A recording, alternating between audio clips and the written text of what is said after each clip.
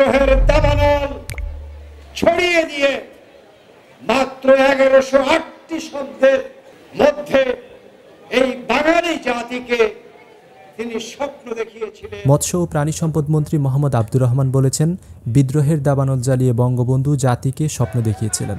জাতি মানচিত্র, স্বাধীন দেশ এবং সাগর পর্বত পেয়েছিল। দেশ স্বাধীনের পর বঙ্গবন্ধু কবি নজরুলকে দেশে ফিরিয়ে এনে জাতীয় কবির মর্যাদা দিয়েছিলেন। তিনি আজ বিকেলে কুমিল্লার মুরাদনগরের দৌলতপুর কবি নজরুল মঞ্চে আয়োজিত দুদিনব্যাপী বিশ্ববঙ্গ সাহিত্য ও সংস্কৃতি সম্মেলনের উদ্বোধনী অনুষ্ঠানের প্রধান অতিথির বক্তব্যে এসব কথা বলেন। দুদিনব্যাপী বিশ্ববঙ্গ সাহিত্য ও সংস্কৃতি সম্মেলনের উদ্বোধন করেন মুরাদনগর 3 আসনের সংসদ সদস্য জাহাঙ্গীর আলম সরকার। অনুষ্ঠানে বিশেষ অতিথি ছিলেন মুরাদনগর উপজেলা চেয়ারম্যান ডক্টর আহসানুল আলম সরকার কিশোর। প্রধান আলোচক ছিলেন কুমিল্লা উত্তর জেলা আওয়ামী লীগ নেতা মোহাম্মদ রুহুল আমিন।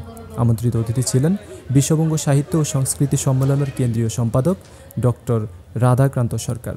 6 নং পূর্ব বাঙ্গরা ইউনিয়ন পরিষদের চেয়ারম্যান শেখ জাকির হোসেনের সভাপতিত্বে অনুষ্ঠানে স্থানীয় নেতৃবৃন্দরা বক্তব্য দেন।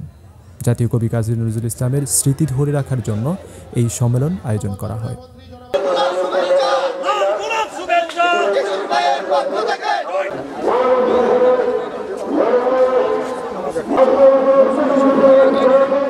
কুমিল্লার কাগজ, নিউজ ডেস্ক।